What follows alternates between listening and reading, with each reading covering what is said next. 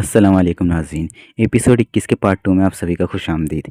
इधर फ्लेवियस और अब्दुल रहमान की लड़ाई चल रही होती है। फ्लेवियस कहता है तुम्हारा वार अच्छा है लेकिन ये काफ़ी नहीं, जब तुम्हारा दुश्मन तुम्हारे बारे में अच्छे से जानता हो। तो अब्दुल रहमान कहता है डेफने की तरह।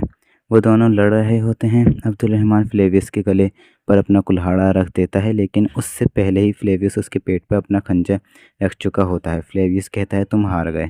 अब्दुल रहमान कहता है पीछे पीछे हटकर कहता है नामुमकिन, तुम्हें रोम ने तरबियत दी थी, तुम बस चालाकियाँ जानते हो। ये कहकर अब्दुल रहमान वहाँ से चला जाता है। यहाँ दूसरी जगह नीलोफर जब महल में आती है तो वो मेज़ पर रखे उस कागज़ को पढ़ने लग जाती है जो शहंशाह की तरफ जाने वाला होता है।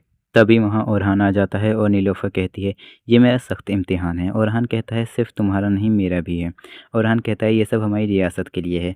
यहाँ दूसरी जगह हमें दिखाते हैं डेफने ज़िम्मेदान से बाहर आ जाती है, और दूसरी जगह हमें दिखाया जाता है दीदा खातून का दिखाया जाता है वो खुफिया तौर पर महल में दाखिल हो जाती है और साथ आई उस औरत से कहती है तुम यहीं रुको। दीदार जाने लगती है तो वो औरत कहती है कोई पागलपन मत करना। दीदार कहती है इस महल को मैं अच्छे से जानती हूँ, तुम यहीं रुको और मैं जाके पता लगाती हूँ वो लोग किस चीज़ की तैयारी कर रहे हैं। दूसरी जगह हमें दिखाया जाता है नीलोफर अस्पोचा खातून के कमरे में जाती है और देखती है उसके कमरे में दुल्हन का लिबास होता है और कहती है तुमने मुआहदा कबूल कर लिया, मैं यहाँ मुबारकबाद देने आई थी, लेकिन लगता है तुम पहले ही शादी करके खातून बन चुकी हो।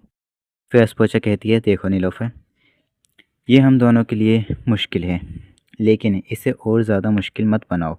मैं समझती हूँ तुम क्या महसूस करती हो, लेकिन तुम्हें भी समझना चाहिए मैं कैसा महसूस करती हूँ। मैंने कभी नहीं सोचा था कि मैं अपने दुश्मन से शादी करूँगी। नीलोफर कहती है लेकिन तुमने इसे कबूल कर लिया। अस्पोचा कहती है मुझे इसे अपने मुल्क और अपने वालिद के लिए कबूल करना पड़ा, मेरे पास और कोई रास्ता नहीं था।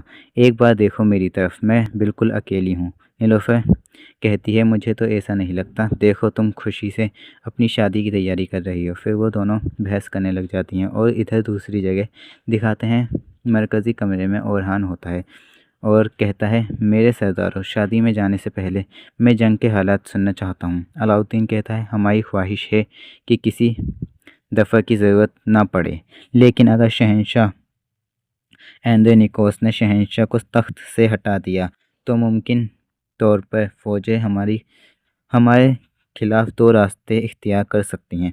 दोनों रास्तों पर मज़ीद सिपाही भेज दिए हैं। ओरहान कहता है बहुत खूब। ओरहान कहता है नासो जलेबी जाओ और इन दोनों रास्तों के पुलों को कमज़ोर कर दो, लेकिन ये मजबूत नज़र आने चाहिए जब तक काफिरों की सेना इन पर कदम ना रखे।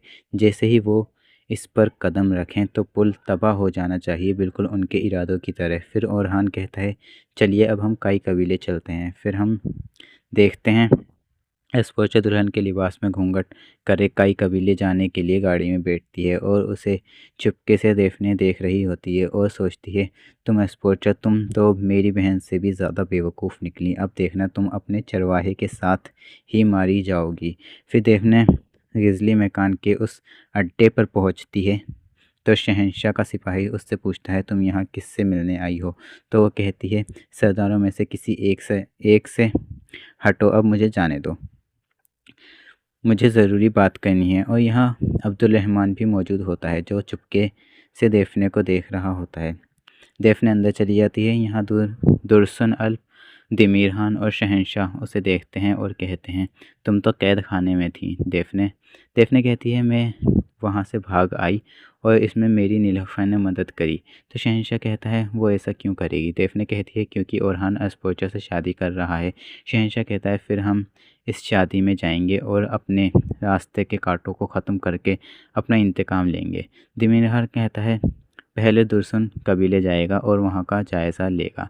दुर्सन कहता है जैसा आप कहें भाई, मैं अपने माहिर सिपाहियों को साथ ले जाता हूँ। फिर कबीले का दिखाया जाता है। बोरान और चैकोताय बातें कर रहे होते हैं। बोरान कहता है बहुत टाइम हो गया, हमने अपने कबीले में कोई शादी नहीं देखी, इंशाल्लाह ये शादी खैर और बरकत लेके आएगी। तभी एस्पोर्चा खातून और ओरहान साहब का काफ़िला वहाँ पहुँचता है। सभी लोग कहते हैं सलामत रहें ओरहान साहब, सलामत रहें।